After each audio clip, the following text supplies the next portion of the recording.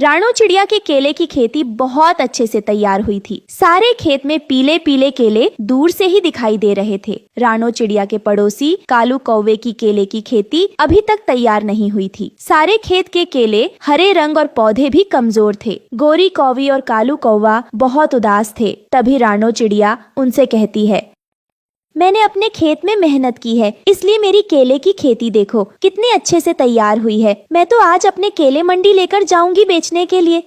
ये सुनकर कालू मुंह बनाते हुए कहता है, रानो चिड़िया, क्या फायदा इतनी मेहनत करने का, हमारी फसल भी बिक ही जाएगी। जाओ जाओ, तुम अपना काम करो। ये सुनकर रानो चिड़िया अपने केले मंडी ले जाती है और आवाज लेकर बेचने लगती है, पीले पीले बड़े बड़े मीठे मीठे केले ले लो, आओ पक्षियों केले ले लो। वही पास में ही कालू कौवा भी अपने कच्चे और हरे रंग के केले लेकर बैठा हुआ था।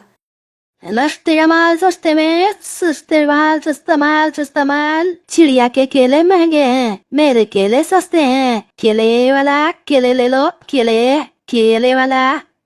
चिड़िया बहन, मुझे 2 दर्जन केले दे दो। तभी कालू कौवा हरिया तोता से कहता है, अरे तोते भैया, अगर तुम्हें केले ही लेने हैं तो मुझसे ले लो। मैं रानो चिड़िया से कम दाम में दे रहा हूँ केले, इसलिए तुम्हारे भले के लिए कह रहा हूँ। आधे दाम में दुगने केले मिल जाएंगे। ये देखकर रानो चिड़िया कालू से कहती है, अरे ओ कालू भाई, तुम अपना काम करो और मुझे अपना काम करने दो। क्यों मेरे ग्राहक खराब कर रहे हो? कालू भाई, तुम्हारे केले तो कच्चे और हरे हैं, ऐसे केले तो कोई फ्री में भी ना ले। मैं तो रानो चिड़िया से ही केले लूंगा। ये कहकर तोता रानो चिड़िया से केले लेकर वहाँ से चला जाता है। शाम से पहले पहले रानो चिड़िया के सारे केले बिक जाते हैं। लो गोरी, मैं तो चला अब यहाँ से। तू बेच यहाँ बैठकर अपने कच्चे और हरे बेकार केले। जाओ जाओ, मुझे गुस्सा ना दिलाओ जरा। वैसे भी उस चिड़िया के केले बिकते हुए देखकर मेरा सारा मूड खराब है। वहीं दूसरी तरफ रानो चिड़िया अपने घर चली जाती है। थोड़ी देर बाद बारिश शुरू हो जाती है। सारे बाजार में कोई भी नहीं था, सब अपने अपने घरों को चले जाते हैं और गोरी कौवी वहाँ अकेली ही बैठी हुई थी। थक हार कर गोरी कौवी भी वहाँ से उठती है और अपने सारे कच्चे केले नदी में फेंक देती है और घर चली जाती है। देखा कालू, बिक गए ना सारे केले। तुम्हें पता है, नदी में रहने वाली मछलियों को बेच कर आई हूँ। गोरी, पक्षी पागल नहीं है जो रानो चिड़िया के पीले पीले पके हुए केले छोड़कर हमसे कच्चे केले खरीदेंगे। तो क्या गोरी, तुम सारे कच्चे हरे केले नदी में फेंकाई हो क्या? हाँ, तो और क्या करती। ऐसी बारिश में वो बेकार के केले घर उठाकर लाती, खुद तो आराम से घर में सोए हुए हो तुम। फिर दूसरे दिन मौसम भी साफ हो जाता है और एक व्यापारी कबूतर रानो चिड़िया के खेत में आता है। अरे सुनो कौवे, क्या रानो चिड़िया का केले का खेत यही है? हाँ साहब, रानो चिड़िया का खेत यही है। आपको उससे क्या काम है? मैं रानो चिड़िया से केले लेने आया था, मगर रानो चिड़िया तो खेत में ही नहीं है। क्या तुम्हें पता है वो कब तक आएगी? तो चिंता की क्या बात है साहब जी, आप मेरे खेत में आइए और मेरे केले रानो चिड़िया से कम दाम में ले जाइए। कालू कौवे की बात सुनकर व्यापारी कबूतर उसके खेत में जाता है। सुनो साहब, अगर आप बुरा न मानो तो मेरे पास आपके लिए एक अच्छी डील भी है। आप चाहो तो ये सारा का सारा केले का खेत ही रख लो, बस मुझे थोड़े से पैसे दे दो और ये केले का खेत आज से आपका हुआ। बोलो, मंजूर है आपको ये सौदा? अरे कौवे, क्या मैं तुम्हें पागल नजर आता हूँ जो ये कच्चे और गले हरे सड़े केले लूंगा? ये कच्चे केले तुम खुद ही खाओ, मैं तो रानो चिड़िया से ही उसके पीले पीले केले लेकर जाऊंगा। ये कहकर व्यापारी कबूतर वहाँ से चला जाता है। थोड़ी देर बाद गोरी कौवी वहाँ आती है। तब कालू उससे कहता है, गोरी, बिकेंगे अब। हमारे कच्चे हरे केले ही महंगे दामों में बिकेंगे। तुम तो जानती हो, जो भी आता है कच्चे हरे केले बोलकर चला जाता है। तुम जल्दी जल्दी से 2 टोकरी भरकर केले तोड़ो और घर ले जाओ, फिर मैं तुम्हें बताता हूँ आगे क्या करना है। फिर गोरी कौवी ऐसा ही करती है। वो 2 टोकरी केले तोड़ती है और अपने घर ले जाती है। कालू, अब बताओ मुझे, क्या करोगी तुम इन कच्चे हरे केलों का? गोरी, मैं करूँगा इन कच्चे हरे केलों पर पीला रंग और ये हो जाएंगे पके हुए पीले केले। कैसा रहा मेरा आइडिया? मेरे सुंदर पति, बात तो ठीक है। ऐसे तो हमारे खेत के सारे ही कच्चे हरे केले बिक जाएंगे। फिर कालू कौवा सारी रात कच्चे केलों पर पीला रंग करता है और सुबह होने तक 2 टोकरी पीले केले बना लेता है। सुबह हो जाती है। अरे ये क्या, आज इस कालू के बच्चे के बड़े बड़े पीले केले कैसे? इतने तो मेरे केले भी पीले नहीं है। रानो चिड़िया, अब बिकेंगे मेरे केले और तुम यहाँ बैठकर मक्खियाँ मारोगी। ये कहकर कालू और गोरी अपने केले बेचने लगते हैं और थोड़ी ही देर में उनके सारे केले बिक जाते हैं और उसके पास ढेर सारे पैसे इकट्ठे हो जाते हैं। रानो चिड़िया, मैं तो चला, अब तुम बेच लो अपने केले। फिर वो दोनों पति पत्नी अपने घर चले जाते हैं। हो ना हो, इस कालू की बच्चे ने इन केलों के साथ कुछ किया जरूर है। खेत में केले कच्चे हैं और मंडी में पके हुए केले, ये कैसे हो सकता है? फिर रात हो जाती है और कालू कौवा अपना काम शुरू करता है। वो हर एक कच्चे केलों पर पीला रंग करके एक टोकरी में रखता जा रहा था। तभी रानो छिपकर ये सब देख लेती है। अच्छा तो ये बात है, ये कालू और गोरी पक्षियों को केलों के साथ साथ केमिकल वाला रंग भी खिला रहे हैं। सुबह मिलेंगे अब कालू। चिड़िया खिड़की से कालू कौवे को केलों पर रंग करता हुआ देखकर चली जाती है। दूसरे दिन कालू कौवा अपनी दुकान सजाकर बैठ जाता है और रानो चिड़िया भी आ जाती है। थोड़ी देर बाद वहाँ पर चील भी आ जाता है, जिसका इंतजार रानो कर रही थी। रानो चिड़िया, मुझे 2 दर्जन केले दे दो। चील जी, छोड़ो इस चिड़िया को, मेरे केले देखो कैसे पीले और मीठे हैं। हाँ चील भाई, आप इस कौवे से ही केले ले ले, मगर इसे कहे कि केले धोकर दे। नहीं नहीं, मैं ये केले घर से धोकर लाया हूँ। तभी रानो पानी ले आती है और पानी केलों पर डाल देती है, जिससे केलों का सारा पीला रंग उतर जाता है और अंदर से कच्चे और हरे केले निकल आते हैं। कच्चे हरे केलों पर पीला रंग करके बेचते हो, दुष्ट कौवे के बच्चे, तुझे तो मैं छोड़ूंगा नहीं। ये कहकर चील कालू और गोरी की खूब पिटाई करता है। वो दोनों डरते हुए माफी मांगते हैं और उस जंगल को छोड़कर वहाँ से चले जाते हैं। फिर रानो खुशी खुशी अपने केले की खेती करती है। रानो चिड़िया अपने बेटे कुकू के साथ अमेजन के जंगल में रहती थी। उसका बेटा कुकू बाकी पक्षियों के बच्चों से बहुत कमजोर था, जिसके कारण सभी बच्चे कुकू का बहुत मजाक उड़ाते थे। उन बच्चों की बातें सुनकर कुकू को बहुत बुरा लगता था। एक दिन रानो चिड़िया के यहाँ लाडो मौसी आती है। वो कुकू को देखकर रानो से कहती है, अरे रानो, तू अपने बेटे कुकू को कुछ खिलाती पिलाती नहीं हो क्या? अरे इसकी हालात तो देख, तूने तो इसे कुपोषण का शिकार बना रखा है। कितना कमजोर है ये, ऐसा लगता है जैसे हवा के झोंके से अभी उड़ जाएगा। लाडो मौसी सब कुछ खिला पिला के देख लिया, दूध मक्खन केले सब कुछ, लेकिन इसके शरीर में कुछ लगता ही नहीं है। ये बिल्कुल अपने पापा पर गया है, वो भी इसी के तरह पतले दुबले थे। लेकिन मौसी माँ, मुझे सब लोग लकड़ी लकड़ी बोलकर मेरा मजाक उड़ाते हैं। बेटा, अब तू पतला दुबला है तो इसमें तेरी क्या गलती है। शाम को कुकू अपने दोस्त हरिया तोता के साथ खेलने चला जाता है। दोनों बॉल से खेलने लग जाते हैं। तभी 2 शैतान बच्चे कालिया और कालू कौवा वहाँ आ जाते हैं और कुकू से बॉल छीन लेते हैं। अरे हटो यहाँ से, ये बॉल अब हमारा है, हम खेलेंगे इससे, समझे तुम दोनों? नहीं, ये मेरी बॉल है, कल ही मेरी मौसी माँ मेरे लिए ये लेकर आई थी। अब तक ये तेरा था, लेकिन अब ये बॉल हमारा हो चुका है, इसलिए ज्यादा बकवास मत कर, वरना तू नहीं जानता हम तेरे साथ क्या करेंगे, समझा बच्चू? नहीं, ये मेरा है, मुझे मेरी बॉल वापस करो, ये तुम अच्छा नहीं कर रहे हो। अरे लकड़ी, तू हम दोनों से लड़ेगा? अबे अपनी हालत तो देख, एक पंख मारूंगा तो उस पेड़ से जाकर टकराएगा। उनकी ये बातें सुनकर हरिया तोता डर जाता है। कुकू, चल यहाँ से। नहीं, वो बॉल मेरा है, मैं उसे छोड़कर नहीं जाऊंगा। कुकू, हम नया बॉल ले लेंगे, अब तू चल यहाँ से, मेरी बात मान। हरिया तोता कुकू को ले जाने लगा। बे माचिस की तिल्ली, चल फुट यहाँ से, अपनी मम्मी के पास जाकर रोना। कुकू को उनकी बातें सुनकर बहुत गुस्सा आ रहा था, पर वो कर भी क्या सकता था। वो उदास मन से वहाँ से चले जाते हैं और तालाब के किनारे जाकर दोनों बैठ जाते हैं। काफी समय बीत जाता है। बहुत देर हो चुकी है कुकू, अब हमें घर जाना चाहिए। घर पर सब लोग हमारा इंतजार कर रहे होंगे और तू कालू और कालिया की बातों पर ज्यादा ध्यान मत दे। अच्छा ठीक है, हरिया तुम जाओ, मैं कुछ देर यहीं रहूंगा। ठीक है, तुम थोड़ी देर में आ जाना, ज्यादा समय मत लगाना, नहीं तो रानू मौसी परेशान हो जाएंगी। हाँ मैं आ जाऊंगा, तुम फिक्र मत करो। इतना बोलकर हरिया तोता वहाँ से चला जाता है। अब शाम हो चुकी थी। कुकू घर लौटने की सोचने लगा। जब वो जंगल के रास्ते से गुजर रहा था तभी उसे वहाँ एक केले का पेड़ दिखा जो बहुत ज्यादा चमक रहा था। कुकू उस पेड़ के पास गया और फिर अचानक केले का पेड़ बोलने लगा। कुकू, मैं जानता हूँ तुम बहुत दुखी हो और मैं तुम्हारी मदद करना चाहता हूँ। आओ मेरे पास आओ तुम।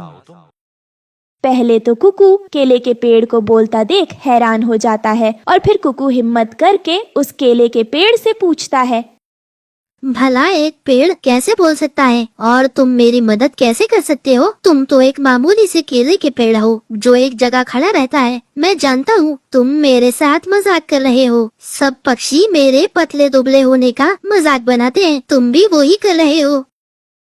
कुकू, मैं सच में बोल सकता हूँ क्योंकि मैं कोई मामूली पेड़ नहीं बल्कि जादुई केले का पेड़ हूँ और मैं सच में तुम्हारी मदद करना चाहता हूँ। तुम मुझ पर भरोसा कर सकते हो। पर आप कैसे मेरी मदद करेंगे? यह देखो, इस पेड़ पर लगे केले सब जादुई केले हैं। तुम इसमें से एक केला खा लो और फिर देखो क्या होता है। फिर कुकू एक केला तोड़ता है और जैसे ही वह केला तोड़ता है तो चारों तरफ रोशनी फैल जाती है और जब कुकू ने वो केला खाया तो उसका शरीर अपने आप बड़ा हो गया। अब वो पतला दुबला नहीं था बल्कि दूसरे पक्षियों की तरह गोल मटोल और ताकतवर हो चुका था। ये सब देखकर कुकू बहुत खुश हुआ। जादुई केले का पेड़, आपका बहुत बहुत धन्यवाद जो आपने मेरी इतनी मदद की। मैं आपका ये एहसान कभी नहीं भूलूंगा। अच्छा कुकू, अब जब मैंने तुम्हारी मदद की है तो तुम्हें भी मेरी मदद करनी होगी। बोलो, करोगे ना तुम मेरी मदद? हाँ हाँ क्यों नहीं, बोलो मैं तुम्हारी क्या मदद कर सकता हूँ? तुम्हें मेरे लिए पास की नदी से पानी लाना होगा और उसे मेरी जड़ों में डालना होगा क्योंकि मैं बहुत प्यासा हूँ। अच्छा मैं पानी ले आऊंगा, पर मेरे पास तो कुछ भी नहीं है पानी लाने के लिए। मैं किस में पानी भर कर लाऊं तुम्हारे लिए? उसकी चिंता तुम मत करो कुकू, ये लो घड़ा, इसे ले जाओ और इसमें पानी भरकर ले आओ। मैं अभी जाता हूँ और जल्दी से पानी लेकर आता हूँ तुम्हारे लिए। कुकू तुरंत नदी के पास गया और उसने उस घड़े में पानी भर लिया। घड़ा लेकर कुकू केले के पेड़ के पास पहुंचा और जैसे ही उसने केले के पेड़ में पानी डाला, पेड़ की आत्मा उस पेड़ से बाहर निकली और कुकू से बोली, तुमने मुझे आजाद कर दिया। तुम्हारा बहुत बहुत धन्यवाद कुकू। तुम जब भी चाहो इस केले के पेड़ से केले ले जा सकते हो। यह पेड़ अब सिर्फ तुम्हें ही दिखेगा और तुम इन केलों को बेचकर अपनी जरूरत पूरी कर सकते हो। इतना कहकर जादुई केले की पेड़ की आत्मा आसमान में चली गई और जादुई केले का पेड़ एक आम केले के पेड़ में बदल गया जो सिर्फ कुकू को ही दिखाई देने लगा। फिर कुकू घर आ जाता है। उसकी माँ रानो और मौसी लाडो बदले हुए कुकू को देखकर चौंक गए। कुकू अपनी माँ से गले लग जाता है और उस जादुई केले के पेड़ के बारे में सारी बातें बताता है। लेकिन माँ, मुझे समझ नहीं आया, आखिर उस जादुई केले के पेड़ की आत्मा कहाँ गई? बेटा, वो पेड़ एक श्रापित पेड़ था। उसकी आत्मा आसमान में चली गई होगी जिसे तुमने आजाद किया। कुकू डर की वजह से उस तरफ कोई भी पक्षी नहीं जाता था, पर तुमने हिम्मत करके उस केले की पेड़ की आत्मा को आजाद कर दिया बेटा। इसलिए वो पेड़ की आत्मा खुश होकर तुम्हें वो जादुई केले का पेड़ इनाम के तौर पर देकर गई है। लेकिन माँ, जो भी हो, उस जादुई केले के पेड़ ने मेरा शरीर ही बदल दिया। अब कोई भी मेरा मजाक नहीं उड़ाएगा कि मैं लकड़ी जैसा दिखता हूँ। अब तो मैं बहुत ताकतवर बन गया हूँ। अगले दिन कुकू अपना बॉल वापस लेने के लिए कालू कौवा और कालिया कौवा के पास गया। उसने देखा कि कालू कौवा और कालिया कौवा दोनों उसके बॉल से खेल रहे थे। कुकू ने झट से बॉल दबोचा और कालू और कालिया ने जब उसकी ओर देखा तो उन्हें यकीन ही नहीं हो रहा था कि यह वही कुकू है जो पहले पतला दुबला सा था। अरे कालिया, ये कैसे हो सकता है? ये कुकू तो लकड़ी जैसा पतला था ना, अब तो ये हमसे भी ज्यादा ताकतवर बन गया है। मुझे तो इससे बहुत डर लग रहा है। तुम दोनों ने मुझे बहुत परेशान किया है, लेकिन अब और नहीं। अब मैं तुम दोनों की चटनी बना सकता हूँ, समझे कौवे? कुकू उन दोनों को पकड़ने ही वाला था कि वो दोनों कुकू से डरकर भागने लगा। ये देखकर कुकू बहुत खुश हुआ। अब कुकू हर दिन उस जादुई केले के पेड़ के पास जाता और रोज एक टोकरी केले लाकर उसे जंगल के बाजार में बेचा करता। इस तरह से उन केलों को बेचकर जो पैसे कुकू मिलते उनसे वो अपने घर की जरूरत की चीजों को पूरा करने लगा। कुकू बड़ा होने के साथ साथ अब काफी समझदार पक्षी बन गया था। अब वो अपनी माँ रानो चिड़िया के साथ खुशी खुशी रहने लगा। दोस्तों, आपको हमारी आज की कहानी कैसी लगी? हमारी कहानी को लाइक करें, कमेंट करके अपनी राय हमें दें। आपके कमेंट और लाइक हमारे हौसले को बढ़ाते हैं। अगर आप हमारे चैनल पर नए आए हैं तो हमारे चैनल को सब्सक्राइब करना ना भूले। आपका धन्यवाद। आ जाओ सब लोग, खाना बन गया है। माँ, आज तो बहुत अच्छी खुशबू आ रही है। क्या बनाया है खाने में? तुम लोगों के मनपसंद दाल चावल। माँ, आज तो खाने में दाल चावल है। माँ, दाल चावल तो बहुत महंगे हैं, तो आपने दाल कैसे खरीदी? आज जब मैं आम बेचकर घर आ रही थी तो वो रास्ते में एक बहुत बड़ा घर बन रहा था। वहाँ पर एक मजदूर की कमी थी। लकड़ी उठाने के लिए मैं चली गई। लकड़ी उठाने के बदले मुझे 100 रुपए मिले थे, तो उसी से मैं तुम लोगों के लिए दाल चावल ले आई। तुम लोगों को रोज रोज सूखा खाना खाते हुए देखकर मुझे बहुत दुख होता था। माँ, हम तो सूखा दाना खाकर भी खुश हैं। आपको हमारे खाने के लिए इतनी मेहनत करने की क्या जरूरत है? जिस उम्र में आपको आराम करना चाहिए, उस उम्र में आप हम लोगों का पेट पालने के लिए कितनी मेहनत करती है। पगली, मैं मेहनत नहीं करूँगी तो और कौन करेगा? आखिर मैं तुम्हारी माँ हूँ। चलो अब जल्दी से खाना खा लो, वरना खाना ठंडा हो जाएगा। रानो अपनी 5 बेटियों को खाना परोसती है और एक प्लेट में खाना लेकर आंगन में लगे बड़े से आम के पेड़ के पास जाती है। मेरे प्यारे आम के पेड़, देख आज मैं तेरे लिए क्या लेकर आई हूँ। ये दाल और चावल हैं। देखते देखते तू कब इतना बड़ा हो गया, मुझे पता ही नहीं चला। तू भले ही एक मामूली आम का पेड़ है, लेकिन मेरे लिए मेरे परिवार के सदस्य जैसा है।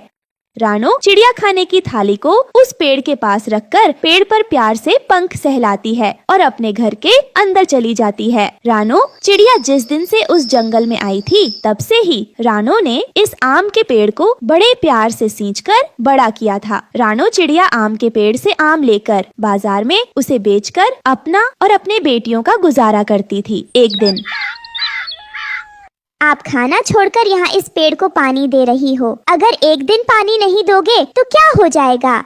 बेटी, पेड़ों में भी हमारी तरह जान होती है, इसीलिए समय समय पर इन्हें पानी देना चाहिए। हम तो भूख लगने पर खाना मांगकर खा लेते हैं, लेकिन ये तो बेजुबान होते हैं। इन्हें कोई तकलीफ होगी तो हमें कैसे बताएंगे? माँ, आप तो इस आम के पेड़ को बिल्कुल अपनी बेटियों की तरह प्यार करती हो। रानो चिड़िया का आम के पेड़ को समय समय पर पानी देना और उसका ख्याल रखना जीवन का एक हिस्सा बन गया था। अरे घर पर कोई है क्या? कालू सेठ, तू यहाँ? तेरी हिम्मत कैसे हुई मेरे घर में कदम रखने की? मैंने तुझे कहा था ना, मेरे घर के आसपास भटकने की कोशिश भी मत करना। पैर कब्र में लटक रहे हैं, पर जुबान तेरी कैंची की तरह चल रही है। देख, अभी भी प्यार से समझा रहा हूँ, अपनी जमीन को मेरे नाम कर दे। बदले में मैं तुझे अच्छे पैसे भी दे रहा हूँ। मुझे इस जमीन पर एक बड़ा सा ढाबा बनाना है। ये जमीन मेरे पति की मेहनत की कमाई की है। मैं इसे किसी भी हालत में नहीं बेचूंगी, समझे? चला जा यहाँ से। अभी तो मैं जा रहा हूँ, लेकिन एक दिन इस जमीन पर तो मैं कब्जा करके ही रहूँगा। इतना कहकर कालू सेठ वहाँ से चला जाता है। कालू सेठ की नजर बहुत समय से रानो चिड़िया की जमीन पर थी। ऐसे ही समय गुजरता रहा और एक रात, हे भगवान, ये बिन मौसम बारिश कैसे हो रही है? अभी अभी तो पेड़ पर ताजे ताजे आम आए हैं। अगर इसी तरह बारिश और हवाएं चलती रही तो सारे आम खराब हो जाएंगे। लेकिन माँ, अब हम लोग इसमें क्या कर सकते हैं? मैं ऐसा नहीं होने दूंगी। अगर आम खराब हो गए तो मैं तुम लोगों का पेट कैसे भरूंगी? रानो चिड़िया अपने घर में रखे एक बड़े से तिरपाल को लेती है और बारिश में भीगते हुए जाकर अपने आम के पेड़ को तिरपाल उड़ा देती है, जिससे आम बारिश और हवाओं से बच जाता है। लेकिन ज्यादा मौसम खराब होने की वजह से बिजली सीधे रानो चिड़िया पर गिरती है और वहीं पर रानो की मौत हो जाती है। उसकी बेटियां अब अनाथ हो चुकी थी। उसकी बेटियां इस सदमे से अभी उभरे ही नहीं थे तभी। चलो चलो, ये रोना धोना बंद करो और मकान खाली करो। ये घर हमारा है तो हम क्यों खाली करें? चले जाओ यहाँ से, वरना हम तुम्हारी पुलिस को शिकायत करा देंगे। एक नोटों की गड्डी पुलिस के मुंह पर मारूंगा ना तो वो खुद तुम लोगों का घर खाली करवाएंगे, समझे? कालू सेठ और उसके गुंडे पांचों बहनों को धक्के देकर घर से बाहर निकाल देते हैं और कालू सेठ उनके घर पर ताला लगाकर चला जाता है। जिसके बाद बहनें अपने ही आंगन के बाहर बेसहारा पक्षी की तरह रो रही होती हैं। अगर माँ होती तो हमें अपने घर के बाहर इस तरह रोना नहीं पड़ता। पहले तो भगवान ने बाबा को छीन लिया, अब हमारी माँ को भी। भगवान हमें भी अपने पास बुला लो। अब इस दुनिया में रहकर क्या करेंगे? ये सब कुछ इस पेड़ की वजह से हुआ है। अगर ये आम का पेड़ हमारे आंगन में नहीं होता तो हमारी माँ घर के बाहर नहीं जाती और न ही हमारी माँ पर बिजली गिरती। ये हमारे परिवार का सदस्य नहीं है बल्कि हमारी माँ का कातिल है, कातिल। पांचों बहनें बहुत रोती हैं और उसी पेड़ के नीचे सो जाती है। लेकिन जैसे आधी रात होती है तो अचानक, उठो मेरी बहनों, उठ जाओ। इतनी रात को कौन है? एक तो इतनी मुश्किल से खाली पेट में नींद आई थी, इस आवाज ने तो मुझे जगा दिया। अनजानी आवाज सुनकर पांचों बहनें उठ जाती हैं। कौन हो तुम? हमारे सामने आओ, वरना हम तुम्हें छोड़ेंगे नहीं। तभी वो देखती हैं कि उस आम के पेड़ से एक चमकदार रोशनी आ रही है और पेड़ बोलता है, ये मैं जादुई आम का पेड़ हूँ। ये क्या? ये बेजुबान पेड़ बोल रहा है? मैं कोई साधारण पेड़ नहीं हूँ, बल्कि एक जादुई आम का पेड़ हूँ। तुम्हारी माँ ने मेरे बचपन से लेकर बड़े होने तक मुझे प्यार से सींचा है। हर दिन वो मेरे लिए खाना लेकर आती थी। हमेशा उन्होंने मुझे अपने बेटे की तरह प्यार किया था, लेकिन मेरी खातिर मेरी आंखों के सामने उनकी मौत हो गई और मैं कुछ नहीं कर पाया। लेकिन आज जब कालू सेठ ने तुम लोगों पर अत्याचार किया और तुम्हें घर से बेघर कर दिया तो मैं खुद को रोक नहीं पाया। मैं तुम लोगों की मदद करना चाहता हूँ। बताओ मैं तुम लोगों के लिए क्या करूँ? हम तो अपना पेट मेहनत मजदूरी करके भर लेंगे, लेकिन हमारे पास रहने के लिए कोई जगह नहीं है। हमें अपना एक घर दे दो। ठीक है, मैं अपने जादू से आम के पेड़ से एक आम के घर में बदल जाऊंगा। लेकिन एक बात याद रखना, ये घर रात में ही रहेगा। सुबह होते ही मैं फिर से आम का पेड़ बन जाऊंगा और रात होते ही फिर से आम का घर। इतना कहते ही वो आम का पेड़ देखते ही देखते एक सुंदर से आम के घर में बदल जाता है। इसके बाद पांचों बहनें उस आम के घर के अंदर जाती हैं और आराम से रात गुजारती हैं। फिर सुबह होते ही फिर से वह आम का घर एक आम के पेड़ में बदल जाता है। एक रात, बहुत भूख लगी है, कुछ खाने को दो ना। सुबह से कुछ भी नहीं खाया है। मालिक ने दिहाड़ी भी नहीं दी है। कह रहा था कल ही दिहाड़ी देगा। वो रोज ऐसा करता है।